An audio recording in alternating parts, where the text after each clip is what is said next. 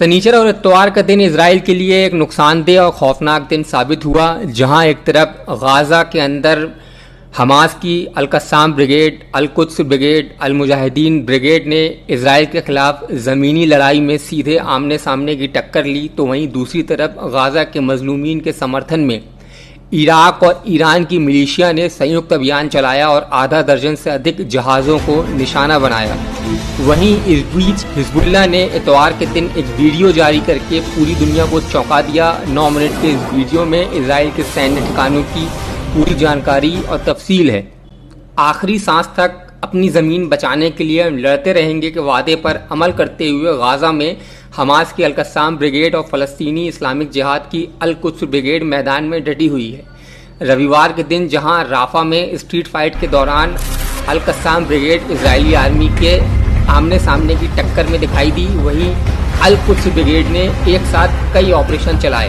Al-Quds brigade ने missile हमले किए, जिसमें एक इजरायली हेलीकॉप्टर को कामयाबी के साथ निशाना बनाया गया। इसके अलावा भी अल-कुद्स ब्रिगेड की मोर्टार डिवीज़न ने नेटसारे मैक्सिस ने इजरायली फौजों को कई बार निशाना बनाया।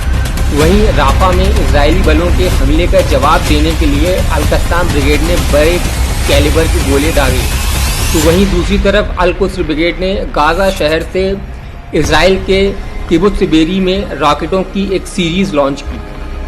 इनके अलावा अल-मुजाहिदीन ब्रिगेड ने सेंट्रल गाजा पट्टी में किशिफिम सैन्य स्थल पर बमबारी की, जिसके बाद इजरायली सेना और इजरायली एयरफोर्स आग बबूला हो गई। इन कार्रवाइयों से बौखलाए इजराइल ने गाजा पट्टी पर बमबारी तेज कर दी, जिससे रफा के मवाशी क्षेत्र में शरणार्थी टेंट में रह रहे 22 लोगों की मौत हो गई और 50 से ज़्यादा घायल हो गए।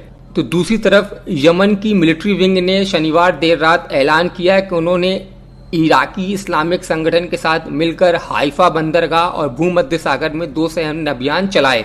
यमन सशस्त्र बलों का कहना है कि पहले अभियान में हाइफा बंदरगाह में 4 जहाज़ों को निशाना बनाया, जिसमें 2 सीमेंट ले जाने वाले जहाज़ और 2 मालवाहक जहाज़ शामिल थे।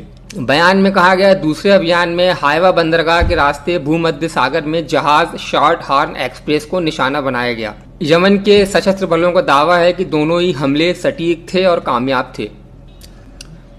2 दिन पहले हिजबुल्लाह चीफ हसन नसरुल्लाह ने ऐलान किया था कि अगर इजराइल उसके देश की तरफ बढ़ता है और फुल फ्लैज जंग छेड़ता है तो ये इजराइल के इतिहास का सबसे खौफनाक कदम साबित होगा। हिजबुल्लाह चीफ के बयान के बाद हिजबुल्लाह की मीडिया डिवीज़न ने इतवार के दिन एक वीडियो जारी किया। 9 मिनट के इस वीडियो में इजराइल के लेबनान से लगे हुए शहरों में जहां जहां मिलिट्री बेसेस और प्रमुख इमारतें हैं, उसकी ड्रोन से ली गई फोटोज़ और लोकेशंस हैं। विशेषज्ञों का कहना है कि हिजबुल्लाह ने इस वीडियो के ज़रिए ये बताने का प्रयास किया है कि इजराइल पूरी तरीके से उसके निशाने पे है और वो इजराइल पर किसी भी तरीके का हमला करने में सक्षम है।